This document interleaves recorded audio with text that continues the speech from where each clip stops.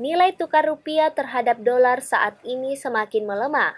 Dalam 2 minggu terakhir ini telah mencapai Rp14.042 untuk per dolar.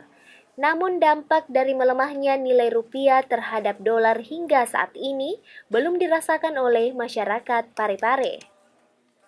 Negara Indonesia memiliki sumber daya alam yang luar biasa dan merupakan negara defisit perdagangan yang cukup tinggi.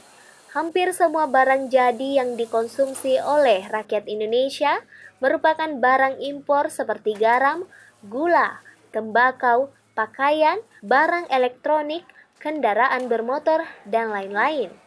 Seluruh barang impor konsumsi masyarakat khususnya Parepare tentu akan mengalami kenaikan apabila melemahnya nilai rupiah terhadap dolar terus terjadi dalam jangka waktu yang cukup lama.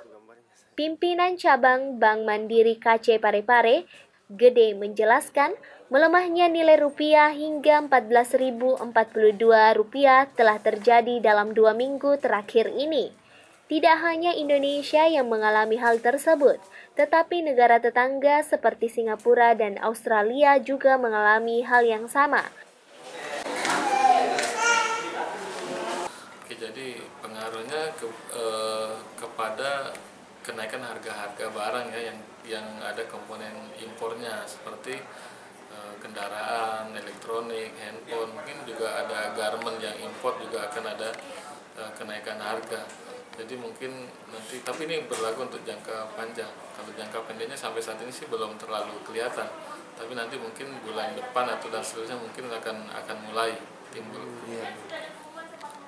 Ini sejak kapan ini Pak harga dolar seperti ini sampai 14.000?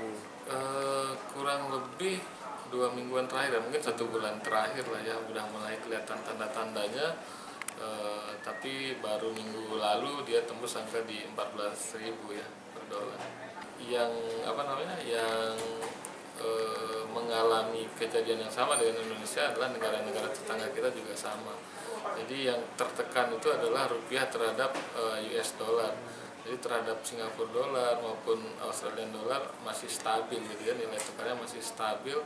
Dari situ kelihatan bahwa Singapura maupun Australia juga mengalami hal yang sama dengan Indonesia, dalam artian nilai tukarnya terhadap US dollar juga melemah.